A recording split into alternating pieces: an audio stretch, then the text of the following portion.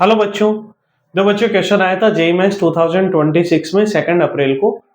First shift का question है memory based. The value of integration 0 to 3 e to the power x plus e to the power minus x greatest integer function x factorial dx equals to denotes greatest integer function। अब देखो हमें limit लगानी है 0 to 3, तो greatest integer function की जो value होगी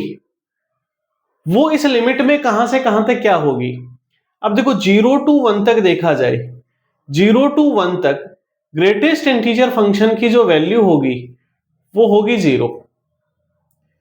1 से लेके 2 तक ग्रेटेस्ट इंटीजर फंक्शन की जो वैल्यू होगी वो होगी 1, और 2 से लेके 3 तक ग्रेटेस्ट इंटीजर फंक्शन की जो वैल्यू होगी वो होगी 2।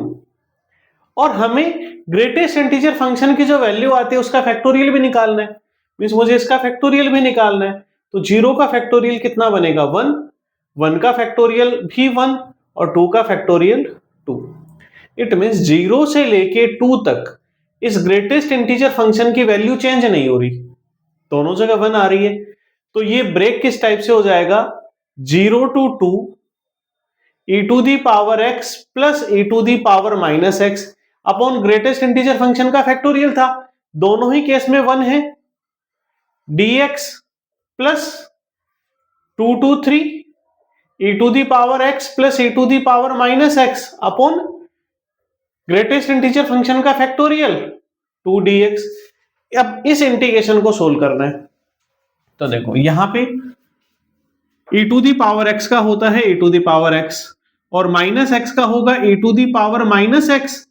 और इस माइनस x का डिफरेंशिएशन करके डिवाइड करेंगे तो ये किस में आ जाएगा माइनस, डिनोमिनेटर में 1 है तो इसका कोई फर्क नहीं होगा। और लिमिट 0 to 2 प्लस डिनोमिनेटर में 2 है तो हाफ को बाहर निकाल दो, इसका इंटीग्रेशन भी सेम होगा e to the power x minus e to the power minus x, limit 2 to 3 यहां पुट कर दो, e to the power 2 minus e to the power minus 2, then minus e to the power 0 minus e to the power minus 0 plus half e to the power 3 minus e to the power minus 3, then minus e to the power 2 minus e to the power minus 2। इस part को solve करेंगे तो e to the power 1 होता है, ये भी 1 होता है तो ये तो कैंसिल हो जाएगा,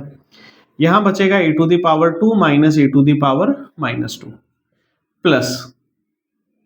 half e to the power 3 minus e to the power minus 3 minus e to the power 2 और minus plus e to the power minus 2, ये सब मल्टीपल है हाफ का। तो देखो minus e to the power 2 half है और यहां पे प्लस 1 है, इन दोनों पार्ट को सोल्व करेंगे तो ये बन जाएगा हाफ ऑफ, ये हाफ बचेगा तो e to the power 2 plus e to the power 3, यहां पे माइनस का e to the power minus 2 हो और यहां पे प्लस का half e to the power minus 2 है, इसको सोल्व करेंगे तो हाफ ही ये बचेगा तो हाफ यहां से कॉमन ले लो और किस में बच जाएगा minus e to the power minus 2 और minus e to the power minus 3। ये इसका सॉल्यूशन होगा ऑप्शन 2, ऑप्शन बी इसका आंसर होगा। थैंक यू बच्चों।